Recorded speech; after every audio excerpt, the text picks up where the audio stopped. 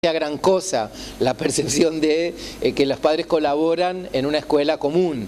Solo que cuando uno compara contra una escuela especial ve realmente el deterioro de las capacidades de participación, de apoyo y del deterioro económico, socioeconómico de las familias. Es bastante fuerte, digamos, cuando uno lo puede constatar en datos. Son cosas que seguramente los que estén en contacto con escuelas especiales lo pueden constatar en la experiencia cotidiana. ¿Está? Ahí un poco lo que tratamos es ver cómo eso se refleja en indicadores. La próxima. Más datos sobre la pobreza de las personas con discapacidad en Uruguay. Estos son datos del MIDES recientes también. Fíjense que cuando uno mira a esa población con discapacidad y sin discapacidad, ¿tá? Y están las columnas, son quintiles de ingreso.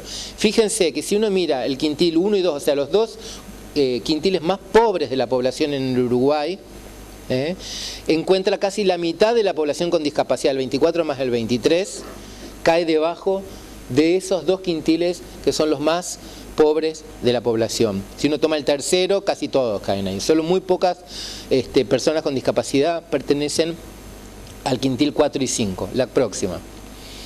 Y esta tabla que también hace poquito que la encontramos y es bien interesante porque habla de la pobreza y discapacidad y separa por grupos de edad, ¿no? Entonces dice pobres y no pobres entre las personas con discapacidad, menores de 14 años, o sea, los niños, digamos, de 14 hasta de 0 a 14, de 14 a 49 y todo. Esa tabla lo que muestra es algo bien interesante e impactante, digamos, y es que la acumulación de la pobreza entre los niños, o sea, que la cuestión que le llaman de la infantilización de la pobreza, digamos que la mayoría de los pobres son niños y la mayoría de los niños son pobres. Eso ahora cambió se atenuó un poco en los últimos años, pero todavía sigue siendo el principal dato, digamos, pobreza, y es que la pobreza es infantil principalmente y es femenina. Pero fíjense que ese dato, como está ahí, cambia algo que es mundial sobre la discapacidad. Es decir, en todo el mundo la discapacidad aparece más adelante en el ciclo de vida. Está relacionada con los adultos mayores, por ejemplo, que tienen más limitaciones funcionales. Fíjense cómo acá, cuando uno lo mira en relación con la pobreza, se hace muy fuerte, digamos, pese a que sigue siendo más frecuente en los grupos de más de 50 años, se hace mucho más fuerte, o sea, entre los pobres. Fíjense cómo compara el 5.5% de niños de 14 y menos años con discapacidad contra un 3.2% que no es pobre. ¿Okay? O sea que es algo que muestra simplemente, refleja simplemente la gran correlación que hay entre la pobreza y la discapacidad. La próxima. El tema de la violencia. Hay un consenso y hay muchas investigaciones internacionales. No hay investigaciones en Uruguay todavía que nos permitan corroborar esto, aunque voy a hacer algunos comentarios al respecto, pero hay un consenso a nivel internacional de que los niños y las niñas con discapacidad están mucho más expuestos a violencia y abuso que el común de los niños. Por ejemplo, hay literatura que dice que los niños con discapacidad tienen entre 1.7 y 3 veces más posibilidades de ser víctimas de abuso sexual y menos chances de acceder a ayuda de las autoridades, porque son niños con discapacidad, nadie los toma muy en serio, no pueden tampoco transmitir muy claro lo que les hicieron, lo que les pasó, o sea que las posibilidades de recurrir a protección legal, a ayuda, a asistencia, están mucho más limitadas, a la vez de que son mucho más frecuentes los casos de abuso y de exposición al abuso sexual y a la violencia. La próxima. Bueno, hay una cuestión que tiene que ver también con el estigma social acerca de la discapacidad que naturaliza bastante las cuestiones del maltrato a los niños con discapacidad. Esto está comprobado por las investigaciones internacionales, prejuicios muy arraigados y mayores exigencias emocionales y físicas para un niño con discapacidad que también se traducen en contextos, en situaciones, en experiencias de violencia y de maltrato. La próxima. Hay un artículo específico de la Convención que hace referencia, esto hay un error ahí, es la Convención de Personas con Discapacidad, que en el artículo 19 hace referencia al maltrato de los niños. La próxima. Dentro de esta cuestión de la violencia y la discapacidad, lo que dice la investigación es que los y las adolescentes con discapacidad mental son de todos los grupos con discapacidad los más vulnerables, los que están más expuestos a cuestiones de violencia y maltrato. Esto tiene muchas manifestaciones. Cuando uno lo ve, por ejemplo, hay una investigación que se hizo hace un par de años acá en Montevideo sobre mujeres con discapacidad y accesos a servicios de salud sexual y reproductiva. Historias muy violentas, digamos, del maltrato a adolescentes, a niñas y adolescentes con discapacidad que acuden a servicios de salud en un contexto donde ni la familia respeta el derecho de esa niña, de ese adolescente sobre su propio cuerpo, sobre sus propias decisiones que tienen que ver con su salud, ni el personal de salud tampoco está preparado para atender con igualdad, digamos, a esa persona. Y hay un diferencial de género muy importante que se comprueba en todas las investigaciones, de una mayor exposición de las niñas y de las niñas con discapacidad intelectual a las cuestiones de abuso sexual. Hay mucha cosa, nosotros yo siempre digo que en Sudamérica no tenemos mucha investigación, pero tenemos buena literatura. Y uno encuentra, a través de la literatura, muchas historias que hablan de esto, ¿no? Hay un libro muy lindo de Abelardo Castillo, tal vez algunos lo conozcan, que se llama Las otras puertas, que tiene muchas historias muy interesantes de adolescentes. Es literatura, ¿no? Son cuentos. Pero son cuentos que cuentan historias de adolescentes en pueblos, ¿no? Y hay dos historias que tienen que ver, una con una niña con síndrome de Down, con la cual había debutado todo el grupo, digamos, de muchachos. No era un síndrome de Down, una chica con una discapacidad intelectual leve, que seguramente también tenía ganas, ¿no? Solo que no tenía tal vez ganas de que todos abusen de ella, y posiblemente también tenía ganas de estar tan preparada como estaban los chicos para poder saber y comunicar lo que le gustaba, lo que no le gustaba, cuando quería, ¿no? Hay un cuento muy interesante, no me viene el nombre del cuento, pero está en ese libro que se llama Las otras puertas y que les recomiendo. Y hay mucha cosa en la literatura de cómo niñas y adolescentes con discapacidad intelectual la pasan, ¿no? A la hora de la adolescencia, a la hora de la pubertad, del desarrollo sexual. Bueno, nosotros hicimos esta investigación de la cual les mencionamos algunas cosas. Yo no me voy a meter mucho con los resultados de la investigación, más que en un par de aspectos que me parece que contribuyen un poco al tema que les quería traer.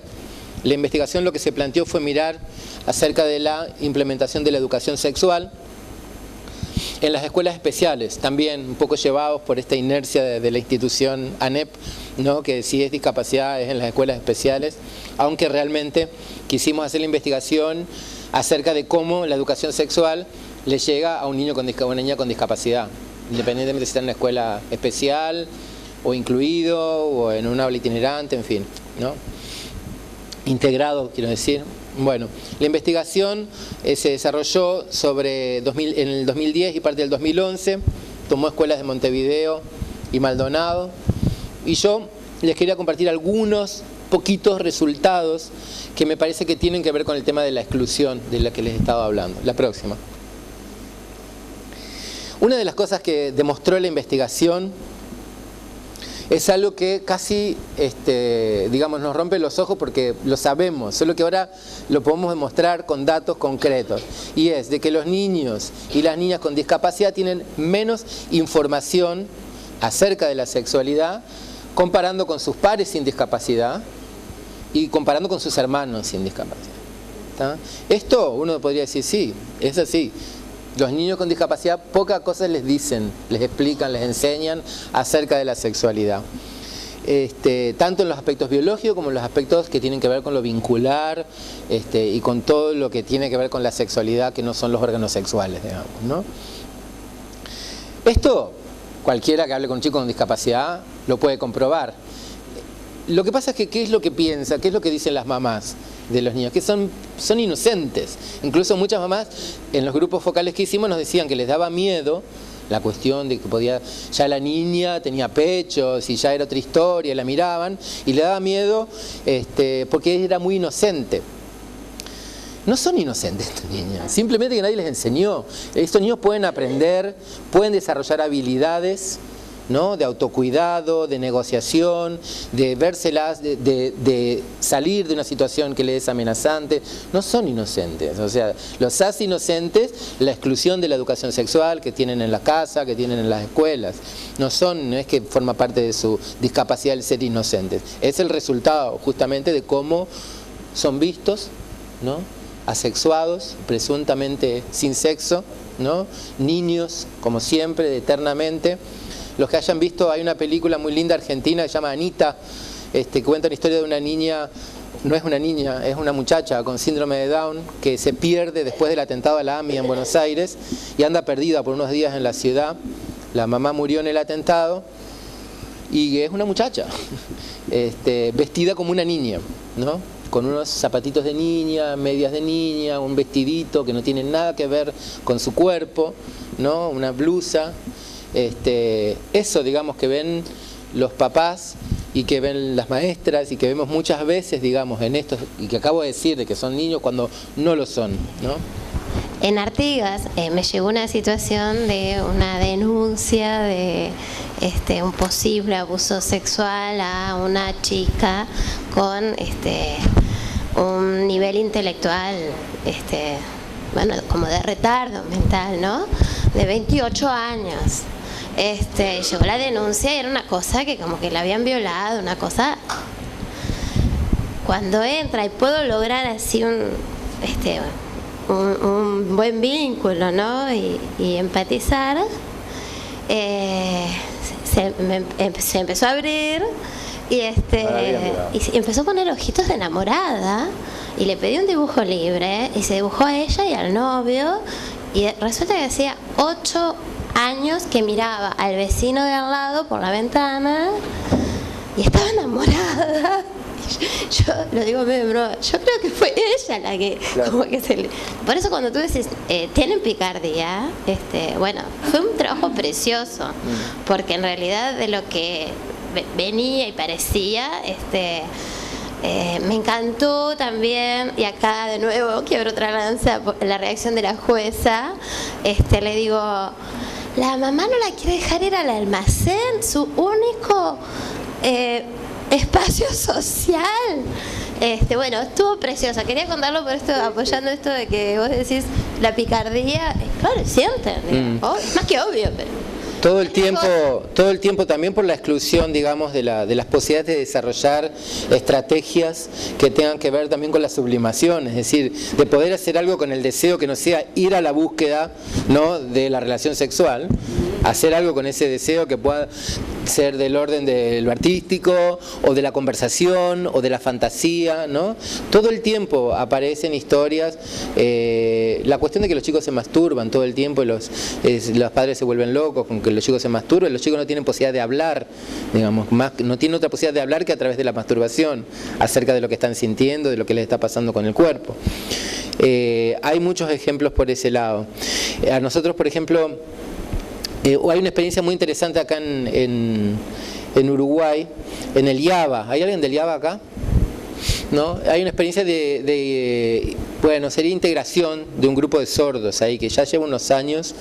Es un grupo de chicos que entraron, que venían del Liceo 32, entraron al IABA con una propuesta inicialmente de integrarse a las aulas comunes y que todo el mundo empiece a aprender lengua de señas y generar ahí un montón, ellos iban a tener intérprete. Al final ese proyecto ha venido mutando de varias maneras y los chicos ahora están son dos grupos, están en un aula solo con lengua de señas y comparten con el liceo el recreo y algunas actividades extracurriculares que pasan en el IABA.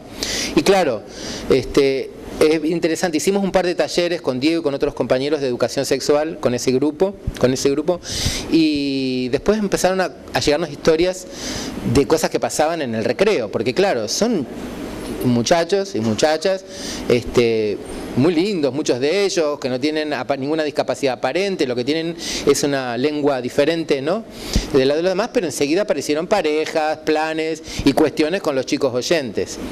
Y después lo que nos llegaba era el pánico de las mamás, de las muchachas. ¿Por qué? Claro, nos decían, porque les hacen 2 regalos y se las llevan a la cama a las chicas, ¿no? Son sordas, con un chico que seguramente tiene más educación sexual, preparación, habilidades de seducción, formas de desempeñarse, digamos, en ese territorio que es el de que a alguien le guste otro, diferentes. El tema no es porque a cualquier padre de adolescente le da pánico cuando los adolescentes empiezan a ir a la cama, sea a través de un regalo o de lo que sea, siempre pasa, es un problema de uno como padre, cómo atraviesa esas etapas. La cuestión es que cuando ese adolescente se vaya a la cama tenga más o menos las mismas herramientas que tiene el otro, en cuanto a la prevención, en cuanto a la información, en cuanto a los riesgos. Eso es lo que en todo caso nos toca asegurar en la casa, en las escuelas, es que más o menos la información no haya una diferencia demasiado importante en términos de las herramientas con las que después alguien se va a la cama seguramente con la persona equivocada, como siempre pasa, ¿no? A esa edad sobre todo. Bueno, pero entonces hay muchas historias que tienen que ver también con esto, de cómo, una cosa interesante también, ¿no? De cómo la negación que tenemos acerca de la sexualidad de los adolescentes con discapacidad después tiene consecuencias. Nos decían, por ejemplo, hay una sola seña en lengua de señas para decir tener sexo y decir hacer el amor, ¿no? Es la misma. No es lo mismo tener sexo que hacer el amor. Para cualquiera de nosotros, hacer el amor moviliza un montón, digamos, de connotaciones, de significados, de cuestiones que justamente tienen que ver con la persona, los deseos, la subjetividad, los derechos, un montón de cuestiones. Tener sexo es otra cosa, ¿no? Por ejemplo, los perros tienen sexo, también nosotros también tenemos sexo, pero lo humano, ¿no? Justamente está del lado del lenguaje, del poder a ese tener sexo agregarle un montón de palabras y significados y connotaciones, etcétera. Esta cuestión, digamos, de que los chicos con discapacidad no tienen palabras para nombrar algunas cosas, lo vemos todo el tiempo y en todas las discapacidades. Hicimos varios talleres con chicos con discapacidad intelectual en escuelas especiales y la cuestión era cómo le ponían palabras a cosas que sentían, a cosas que fantaseaban, a cosas que creían, ¿no? Que tienen que ver con la sexualidad, con ser novio, con gustar de alguien, con el preservativo, con un montón de cosas que, bueno, cómo dispongo o no dispongo, digamos, del capital simbólico para nombrar esas cuestiones. Eso tiene todo que ver con la educación y con la inclusión educativa. La que viene. Bueno, esto que decía, me había quedado un poco en esa idea de que no es que son más inocentes, lo que es que tienen una fuerte desventaja en cuanto a las palabras que disponen, a las herramientas y las habilidades de comunicación, de interacción, de interrelación, de negociación, y eso en definitiva se traduce en mayor riesgo, en mayor dificultad para construir una identidad, para preservar su identidad, su intimidad, muchas cuestiones que surgieron en la investigación que tienen que ver con la falta del derecho a la intimidad que tienen los niños. La próxima. Bueno, a ver la anterior, que había algo que quería mencionar respecto de cómo esto sí, ahí aparece un poquito. De este lado de las diapositivas hay como citas, ¿no? De cosas que surgieron en los grupos focales, pero